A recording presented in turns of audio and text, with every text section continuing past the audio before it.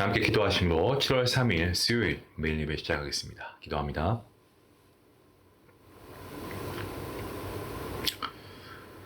태초에 말씀으로 전지를 창조하시고 지금도 온 우주 만물을 다스리고 역사하시는 하나님, 오늘도 하나님께서 매일 예배를 통하여서 우리를 예배 자리에 불러주시니 감사합니다.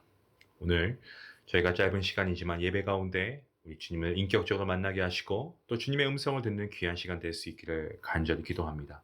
찬양과 말씀 가운데 우리의 영혼이 소생케 되고 회복케 되는 놀라운 하나님의 은혜가 있기를 간절히 구하오니 주여, 목마른 영혼, 갈급한 영혼, 주님 앞에 나아갈 때에, 말씀 앞에 나아갈 때에 말씀을 통한 은혜의 생수의 강이 흘러넘치게 허락하여 주시옵소서. 하나님, 이 시간에도 전쟁으로 인하여서 또 기근이나 여러 가지 자연재해로 인하여서 신음하고 고통당하는 아버지 세계의 열방들이 있습니다. 하나님께서 기억하여 주시고 아버지 그들을 불쌍히 여겨주시고 어려운 시간 가운데에서도 아버지 그 땅에 있는 그리스도인들이 힘을 합하여 함께 기도하고 저희도 함께 정말 하나님의 은혜를 구하며 그 땅을 위해서 기도할 수 있기를 간절히 원합니다. 특별히 전쟁 가운데 있는 아버지 그날을 기억하여 주시옵시고 가지고 이런 슬픔과 정말 삶의 터전이 파괴된 그들 가운데 하나님께서 위로의 은혜를 더하여 주시옵소서.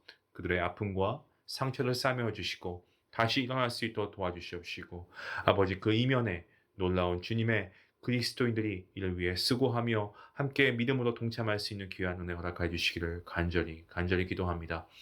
하나님, 우리 사랑하는 성도인들 주님께서 붙잡아 주시옵소서.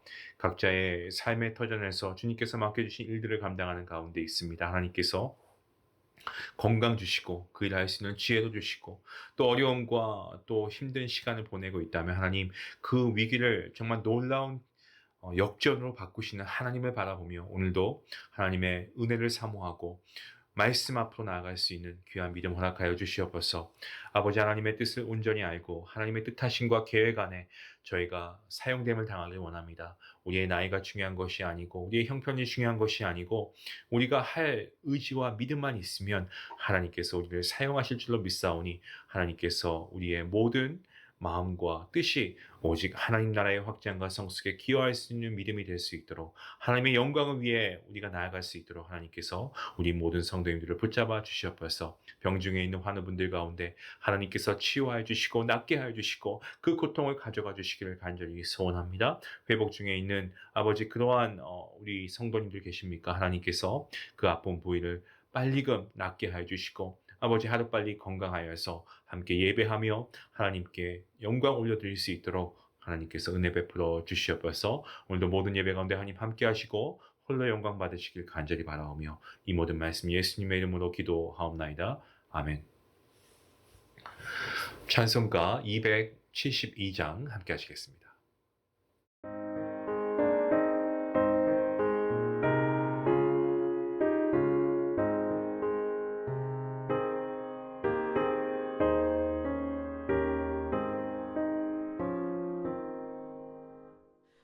고통의 목에 벗으려고 예수께로 나갑니다.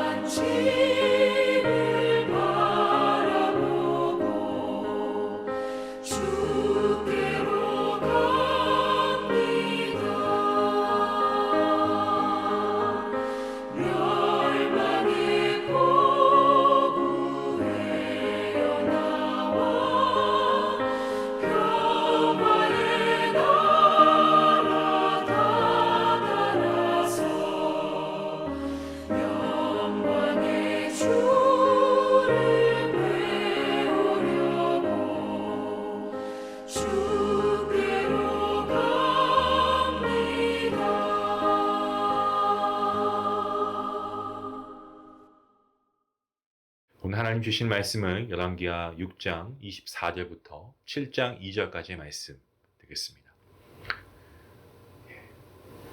네, 함께 말씀을 읽도록 하겠습니다. 이후에 아람 왕 벤하닷이 그의 온 군대를 모아 올라와서 사마리아를 에워싸니 아람 사람이 사마리아를 에워싸므로 성중이 크게 줄여서 나귀 머리 하나에 은 80세겔이요 비둘기 똥 4분의 1 값에 은 5세겔이라 하니 이스라엘 왕이 성 위로 지나갈 때에 한 여인이 외쳐 이르되 나의 주 왕이여 도우소서. 왕이 이르되 여호와께서 너를 돕지 아니하시며 내가 무엇으로 너를 도우랴. 타작 마당으로 말미암아 하겠느냐 포도주 틀로 말미암아 하겠느냐 하니라. 또 이르되 무슨 일이냐 하니 여인이 대답하되 이 여인이 내게 이르기를 내 아들을 내놓으라. 우리가 오늘 먹고 내일은 내 아들을 먹자 하매 우리가 드디어 내 아들을 삶아 먹었더니 이튿날에 내가 그 여인에게 이르되 내 아들을 내놓아라. 우리가 먹으리라 하나 그가 그의 아들을 숨겼나이다 하는지라. 왕이 그 여인의 말을 듣고 자기 옷을 찢으니라. 그가 성 위로 지나갈 때에 백성이 본즉 그의 속살에 굵은 배를 입었더라. 왕이 이르되 사밧의 아들 엘리사의 머리가 오늘 그 몸에 붙어 있으면 하나님이 내게 벌 위에 벌을 내리실지로다 하니라. 그때 엘리사가 그의 집에 앉아 있고 장로들이 그와 함께 앉아 있는데 왕이 자기 처소에서 사람을 보내더니 그 사자가 이르기 전에 엘리사가 장로들에게 이르되 너희는 이 살인한 자의 아들이 내 머리를 베려고 사람을 보내는 것을 보느냐. 너희는 보다가 사자가 오거든 문을 닫고 문 안에 들이지 말라. 그의 주인의 발소리가 그의 뒤에서 나지 아니하느냐 하고 무리와 말을 할 때에 그 사자가 그에게 이르니라. 왕이 이르되 이 재앙이 여호와께로부터 나왔으니 어찌 더 여호와를 기다리니요. 엘리사가 이르되 여호와의 말씀을 들을지어다. 여호와께서 이르시되 내일 이맘때에 사마리아 성문에서 고운 밀가루 한 스아를 한 세겔로 매매하고 보리 두 스아를 한 세겔로 매매하리라 하셨느니라. 그때 왕이 그의 손에 의지하는 자 곧 한 장관이 하나님의 사람에게 대답하이르되 여호와께서 하늘의 창을 내신들 어찌 이런 일이 있으리요 하더라. 엘리사가 이르되 내가 내 눈으로 보리라. 그러나 그것을 먹지는 못하리라 하니라. 아멘. 우리가 말씀을 보면 어떤 말씀은 우리가 말씀을 읽으면서 이해가 되는 말씀들도 있지만 오늘 본문 같은 경우는 사실 우리가 이해하는데 어려움이 좀 있습니다. 어제 우리는 아람 군대가 엘리사를 붙잡아가기 위해서 도단성을 공격했다라는 것을 말씀을 통해 보았습니다. 그런데 그런 그들이 어떻게 되었습니까? 오히려 엘리사에게 붙잡힌 바 되고 사마리아성 한복판에 놓여지게 되었습니다. 이스라엘의 여호람 왕은 그들을 다 죽이려고 했지만 엘리사는 죽이지 않고 오히려 호의를 베풀고 선의를 베풀게 합니다. 먹을 것을 주고 그들을 돌려보냈습니다. 그러면서 어제 본문이었던 23절 어떻게 마치고 있습니까? 이렇게 기록되어 있죠. 이로부터 아람 군사의 부대가 다시는 이스라엘 땅에 들어오지 못하게 되었다라고 기록하고 있습니다. 자, 그런데 오늘 본문 시작하고 있는 말씀 24절 말씀 보시면 이렇게 기록하고 있습니다. 이후에 아람 왕 벤하닷이 그의 온 군대를 모아 올라와서 사마리아를 에워쌌다라고 되어 있습니다. 아람 왕 이 벤하닷은 어느 시기가 지나고 나니까 다시 이스라엘 땅을 치러 올라온 겁니다. 그런 점에서 아람 군대가 다시는 이스라엘 땅에 들어오지 못하게 되었다는 23절의 말씀, 우리가 이걸 어떻게 이해해야 할까요? 그들은 포로였기 때문에 전리품의 일부처럼 노예가 되어야 했습니다. 하지만 엘리사는 이 기회를 이용해서 아람 사람들과 우호적인 관계를 맺으려고 하는 것이었고요. 그들과 함께 벌인 잔치는 이러한 계약을 확증했다라는 것을 보여주는 어떻게 보면 의식용 식사라고 할 수 있습니다. 그럼에도 아람 왕이 이스라엘에 쳐들어왔는데 이 벤하닷, 다시 말씀드리면 하닷의 아들이라는 뜻의 이 아람의 통치자가 열왕기상 15장과 그리고 20장에 나오는 그 벤하닷이라고 하는 인물과 동일 인물인가 하는 것과 연관이 좀 있습니다. 본문이 연대순으로 만약에 연대순, 이 시대순으로 기록되었다라고 한다면 15장의 1세와 그리고 20장의 2세 다음으로 벤하닷 3세를 가리킨다라고 할 수가 있습니다. 다시 말씀드리면 애굽 왕을 통칭해서 바로 왕이라고 하고 또 예수님 시대의 유다 왕을 헤롯 왕이라고 부르지만 모두 동일 인물 아니었습니까? 그와 같은 맥락입니다. 때문에 23절과 그리고 24절의 이 시간적 간격이 몇 달인지 아니면 뭐 그 이상 뭐 몇 년인지는 알 수가 없습니다. 때문에 23절에 다시는 이스라엘 땅에 들어오지 못했다라는 말은요, 그만큼 엘리사가 아람과의 우호적인 관계를 맺기 위해서 특별한 어떤 연회를 베푼 것이다라고 그렇게 해석하는 것이 바람직합니다. 또한 24절 말씀에 이후에 아람 왕이 쳐들어왔다라는 것은요, 어느 정도 침공을 멈추고 있다가 다시 공격해 온 것으로 우리가 이해할 수 있습니다. 자, 어찌되었던 간에 아람 왕은 열왕기하 20장에서 아합 왕과 전면전을 치렀던 것처럼 24절 말씀에서 사마리아를 오랫동안 포위했습니다. 이러한 전술은 성 안에 주민을 고립시켜서 극도의 어떤 굶주림이나 뭐 목마름이나 뭐 이런 것을 경험하게 해서 정말 위기에 위기로 몰아넣게 했고요. 때마침 사마리아에 기근이 생겨서 식량을 더 이상 공급할 수도 없게 된 거죠. 이어서 이 두 가지의 정말 극한적인 그 당시의 모습을 기록해주고 있는 말씀들이 있습니다. 첫 번째는 본문 25절 말씀에서처럼 양식이 끊기게 되어서 지극히 비정상적인 물가가 된 거죠. 그러니까 물가 폭등이 말도 안 되게 이루어진 겁니다. 오늘 그 예가 나오죠. 나귀의 머리 하나가 은 80세겔이고, 그리고 비둘기 배변, 비둘기 똥이 4분의 1값, 은 5세겔이라고 되어 있습니다. 그러니까 비둘기 배변 0.5리터에 은 5세겔이나 했다는 겁니다. 우리가 구약성경 레위기 11장을 보시면 나귀는 동물 중에서도 부정한 동물이었습니다. 그래서 식용으로 사용하지 않았고요. 특히 머리는 다른 부위보다 먹기에 제일 나쁜 부분이기 때문에 가장 값이 싼 부위의 고기였습니다. 그럼에도 당시 은 1세겔이 일반 노동자가 한 4일 동안, 한 4, 5일 동안 일한 품삯으로 계산해 본다면 80세겔이라고 하는 것은요, 거의 1년에 가까운 품삯 아니겠습니까? 그만큼 나귀의 머리가 비싸게 거래가 되었다는 겁니다. 여기에 더 나아가서 이 비둘기의 배변, 또 여물지 않은 콩같이 뭐 영양가가 정말 거의 없는, 그야말로 뭐 음식물 쓰레기라고 해도 되겠죠. 음식물 찌꺼기와 같은 이런 작은 곡식류도 0.5리터에 노동자가 거의 한 20일 이상 일한 품삯을 내야 구입을 할 수 있다라고 하니 이게 얼마나 물가가 폭등한 겁니까? 그리고 음식의 품귀 현상도 있었다는 것을 우리가 알게 됩니다. 그게 다가 아니고 본문 26절부터 그리고 30절까지의 말씀을 보시면 왕과 한 여인의 대화가 있죠.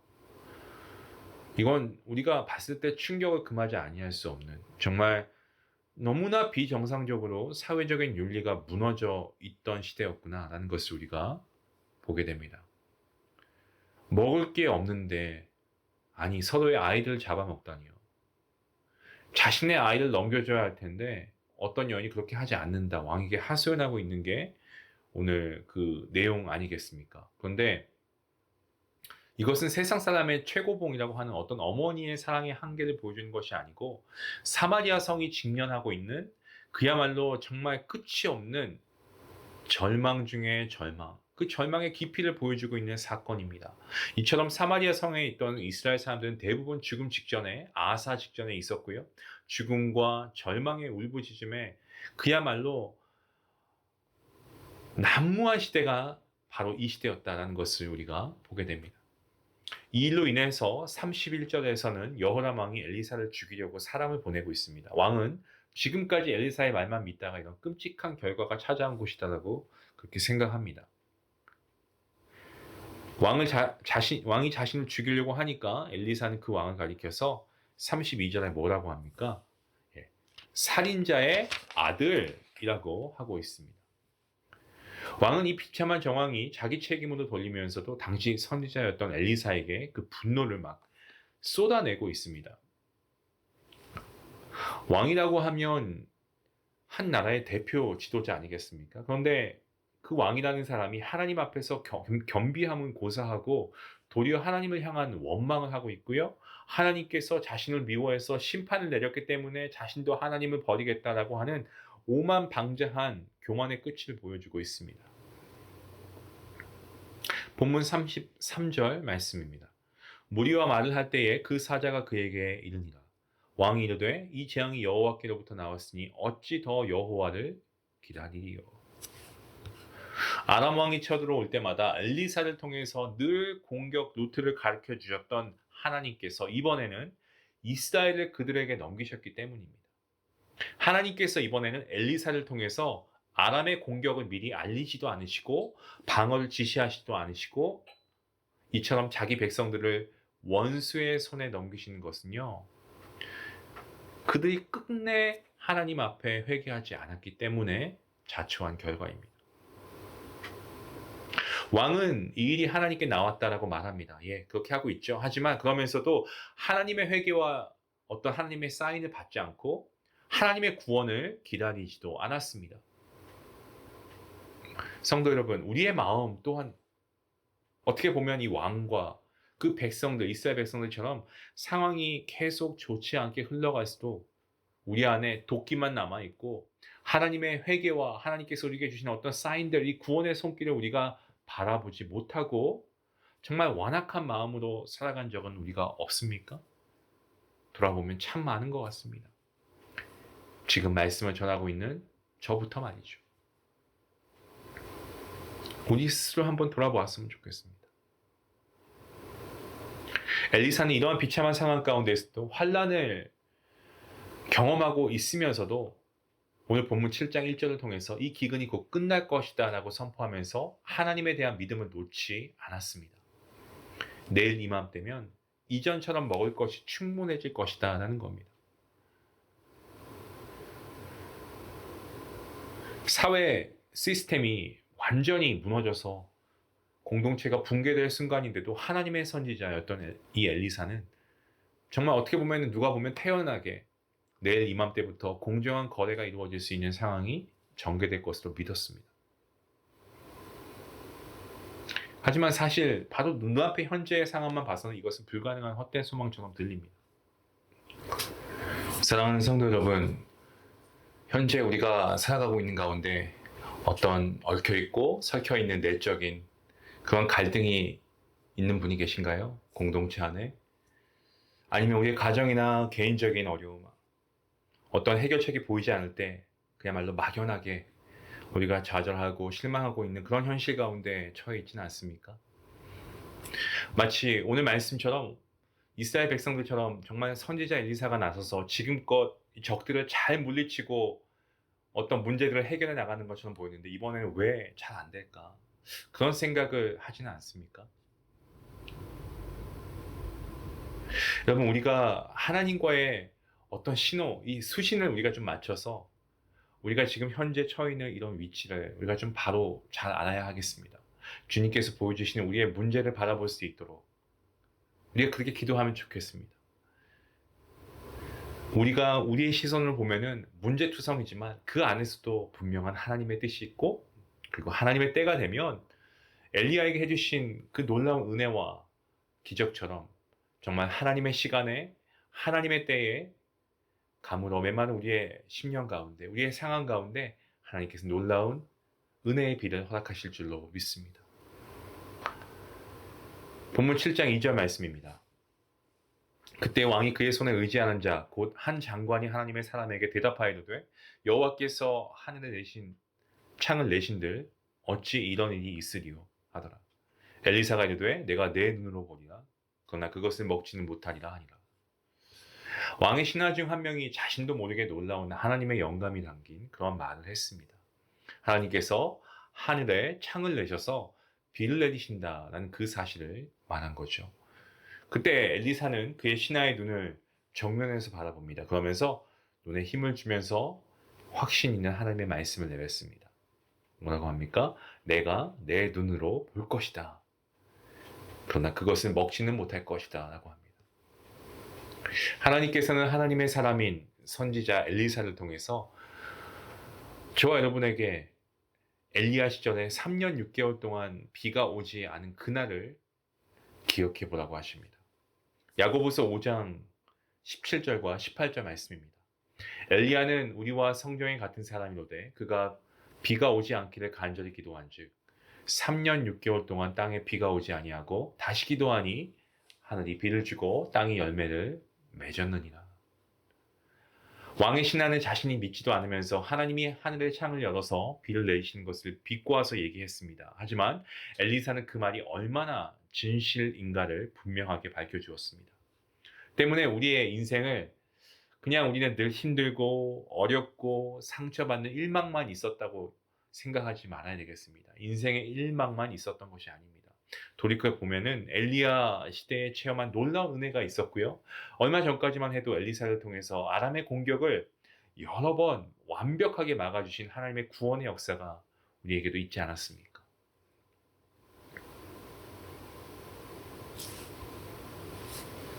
우리는 끝까지 하나님을 신뢰하고 기도해야 하겠습니다.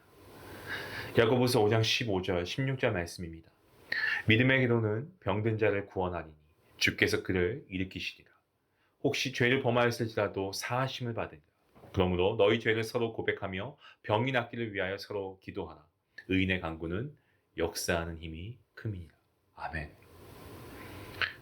오늘 우리가 보았던 이 말씀처럼 이스라엘 백성의 운명이 어떻게 한편의 드라마로 연출되었는지, 어떻게 하나님께서 놀랍게 역사하셨는지 우리가 내일을 기대하면서 우리는 그저 우리가 이스라엘 예배의 자리에서 예배를 세우며 우리가 쉼없이 하나님께 기도하며 나아갈 수 있기를 원합니다.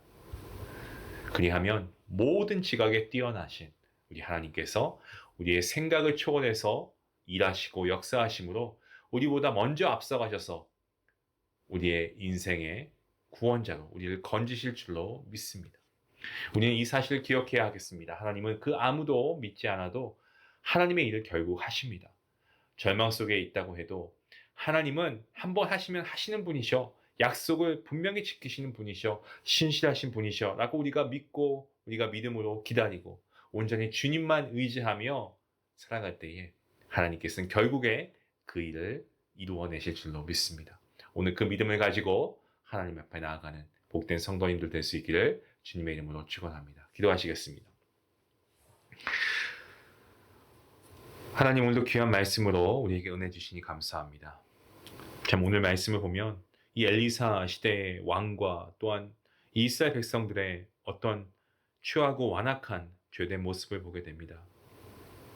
얼마 전까지만 해도 하나님께서 믿음의 눈을 열어주셔서 하나님의 군대인 이 불말과 또 불병거를 경험하게 하셨는데 우리를 구원해 주시는 하나님의 손길이었음을 우리가 알았음에도 불구하고 우리가 현재 처해져 있는 어떤 형편이나 환경 때문에 우리가 정말 이스라엘 백성들처럼 똑같이 하나님 앞에 불평한 적은 없는지요. 하나님, 그렇다면 용서하여 주시고 그 모든 것은 우리의 연약한 우리의 모습 때문이고 우리의 죄로 인한 결과인 것을 또한 우리는 알고 있습니다. 물론 하나님께서 우리를 연단시키시기 위하여서도 이러한 일들을 이루어지는 것을 믿습니다. 하지만 우리가 분명하게 믿는 것은 이 모든 것이 하나님의 뜻이 있고 그리고 그러한 우리가 연단되어져 가고 하나님의 역사하심을 우리가 아는 가운데서도 우리가 하나님께 반항하고 오래 참지 못하고 하나님께 원망하며 나아갔던 모습이 있다면 하나님 이 시간 우리가 먼저 회개할 수 있길 원합니다. 하나님 용서하여 주시옵소서. 비록 이스라엘 백성들처럼 험하고 어려운 그런 극한 기근에 처하게 되면 그 누구도 엘리야처럼 의젓하게 아니면 엘리사처럼 느긋하고 태연하게 하나님의 역사를 바라보며 처신하고 장담할 수 없습니다. 하지만 이 시간 간절히 기도합니다. 지금까지 우리와 함께하여 오시고 동행하신 날마다 일하시고 계시는 역사하시는 그 하나님의 손길과 하나님의 인내하심과 자비하심을 기억하면서 오늘도 우리에게 말씀하시는 주님의 그 음성들을 우리가 잘 분별하고 우리가 정말 인내함으로 응답받는 귀한 은혜가 있게 허락해 주시옵소서. 그리하여서 하나님의 때에 하나님의 방법으로 놀라운 구원의 역사를 경험하는 믿음의 열매를 맺을 수 있는 우리 모든 성도님들 될 수 있길 간절히 바라오며 이 모든 말씀 예수님의 이름으로 기도하옵나이다. 아멘. 하나님은 분명히 이루십니다. 여러분 우리가 기억하고 기대하라는 말씀 우리가 알고 있죠. 우리가 함께 이 믿음을 가지고 우리도 하나님께 나아가길 원합니다. 변하는 것은 우리이고 우리의 믿음이지 결코 하나님은 변하지 않으십니다. 오늘도 신실하게 우리와 함께 하시고 우리를 통하여서 부족하지만 우리를 통하여서 연약한 우리를 통하여서 역사하시는 그 하나님의 손길과 인내하심과 자비하심 그리고 그냥 기도하면서 하나님의 말씀을 우리가 잘 순종하며 기다릴 수 있도록 우리가 기도하며 나아갈 수 있도록 우리 함께 하나님께 나아가겠습니다. 기도합니다.